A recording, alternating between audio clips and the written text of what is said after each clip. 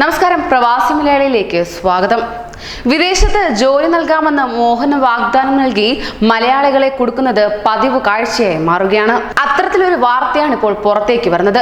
ഫ്രാൻസിൽ ജോലി തരപ്പെടുത്തി നൽകാമെന്ന് പറഞ്ഞ് കേരളത്തിലെ അങ്ങോളം ഇങ്ങോളമായി 40ഓളം പേരിൽ നിന്ന് 4.5 കോടി രൂപ തട്ടിയെടുത്ത 2 അംഗ സംഘത്തെ കിടങ്ങൂർ പോലീസ് പിടികൂടിയത് ഇന്ന് നടന്ന ഒടുവിലത്തെ സംഭവം മാത്രമല്ല, ഇനി ഇത് ഒടുങ്ങാത്ത സംഭവം കൂടിയാണ്.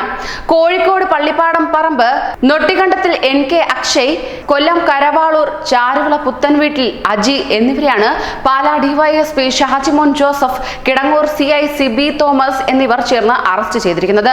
കിടങ്ങൂർ പിറയാൻ അടയാനൂർ ബിനു ജോണിന്റെ പരാതിയെ തുടർന്നാണ് പ്രതികളെ പോലീസ് പിടികൂടിയത്. ഫ്രാൻസിൽ ജോലി വാങ്ങിക്കൊടുക്കാമെന്ന് പറഞ്ഞ് ബിനുവിൽ നിന്ന് 10.65 ലക്ഷം രൂപ അക്ഷയും അജിയും ചേർന്ന് തട്ടിയെടുത്തിരുന്നു. ഇതേ തുടർന്ന് ഈ കേസിൽ പോലീസ് അന്വേഷണം ആരംഭിച്ചതോടെയാണ് പ്രതികൾ പഞ്ചാബിലേക്ക് ഒളിവിൽ പോയതായി പോലീസിന് വിവരം ലഭിച്ചത്. പഞ്ചാബിലെ സിർപൂർ എന്ന സ്ഥലത്ത് ഇരുവരും ഒളിവിൽ കഴിയുന്നതായി രഹസ്യ വിവരം കിടങ്ങൂർ പോലീസിന് ലഭിച്ചിരുന്നു.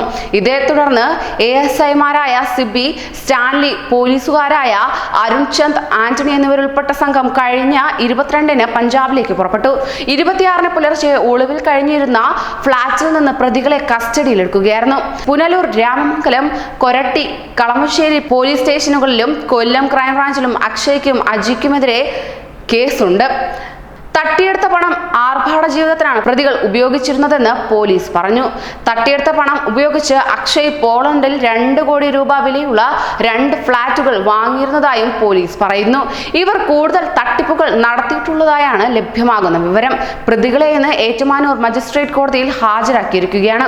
ഇത്തരം തട്ടിപ്പുകളൊക്കെ ഇനിയും തുടരുന്നതാണ്. അതോടൊപ്പം തന്നെ ഇത്തരം മോഹന വാഗ്ദാനങ്ങളിൽ പെടാതെ പ്രവാസികൾ സൂക്ഷിക്കുക തന്നെ വേണം. ന്യൂസ് ഡെസ്ക്, പ്രവാസി മലയാളി.